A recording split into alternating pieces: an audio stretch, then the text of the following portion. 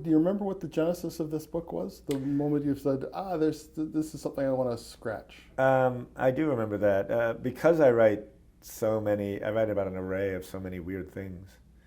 A lot of old friends and students will send me things that they think might interest me. If they come across something they think is odd or catastrophic or both, they'll often say, it sounds like a Jim Shepard story. You should think about this. And an old student of mine about 4 years ago sent me an email saying, "Why have you never written about Janusz Korczak? He seems right up your alley." And Korczak, as you know from the novel, was a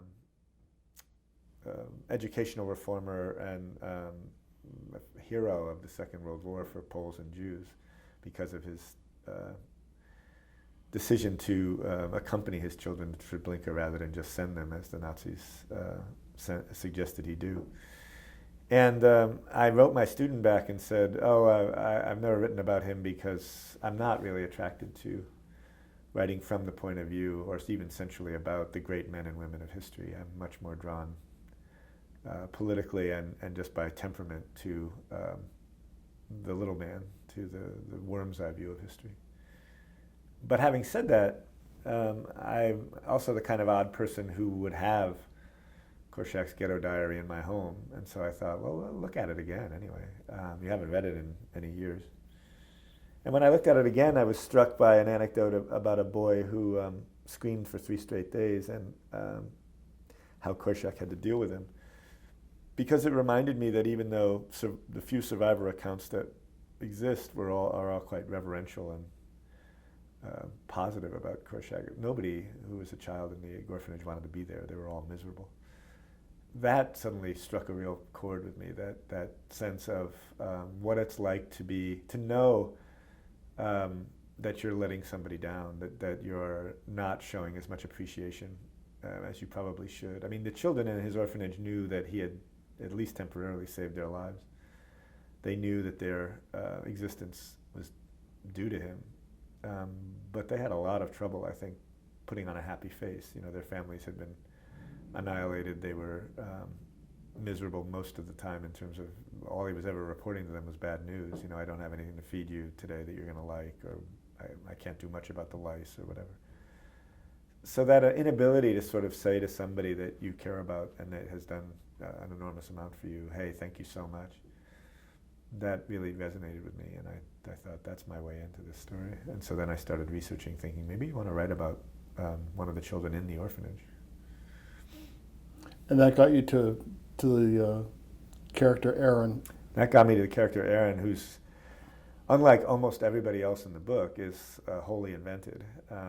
Actually, the whole gang, Aron's whole gang is wholly invented, the boys and the girls, but they're based on, obviously, real figures that I've conflated in various ways and blah, blah, blah. But the other figures, the Jewish policeman, the SS officer, Korczak, Madame Stefa, those are all historical figures.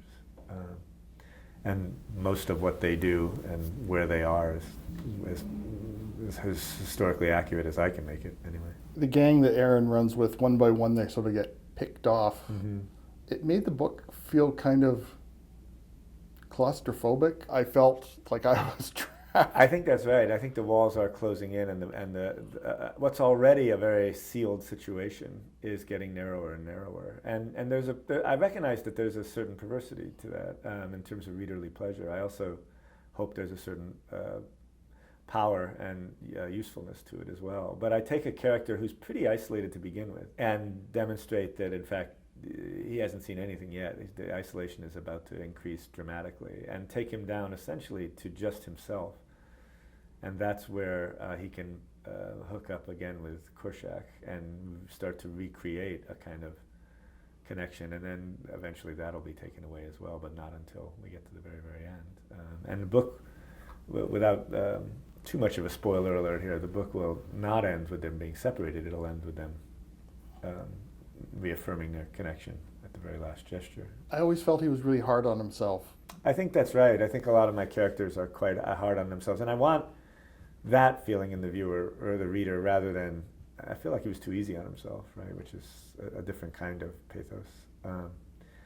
A lot of my protagonists tend to be very, very hard on themselves, and in that way, I think, hopefully generate some kind of sympathy in the reader, some kind of sense of, well, I understand why you feel bad, but maybe you shouldn't feel that bad, that kind of thing. Is that because Jim Shepard is hard on Jim Shepard? I think so. That's part of it, and I think I relate to that kind of person. I think it's also because part of my agenda with fiction is to sort of help us dismantle our sense of ourselves, and so a lot of times my characters model that. They say, you think you're operating this way, but in fact, you've always been operating this way. You need to face it, that kind of thing. I tend to be interested in characters who castigate themselves or ask hard questions about themselves. I'm just wondering, like an adult Aron looking back on how he would judge himself. Well, he says early on in the book a line a number of people have quoted to me as one of their favorite or most salient lines. He says early on in the book, it was terrible to have to be the person I was. And I think that's part of his view. It was terrible to be the person it was terrible to have to be the person I was. And he means that in some ways I feel saddled with this thing, this person. And I'm interested in the way that's both poignant, and you want to say, well, who says you have to be that person? Right? I'm interested in a way that's simultaneously self-interrogating and self-exonerating. Because the I have to be is in some ways letting yourself off the hook. And I'm always intrigued with my characters between what they're stuck with and what they're claiming to be stuck with. The book is The Book of Aron. I've been speaking with the novelist Jim Shepard, and The Book of Aron is published by McClelland and Stewart.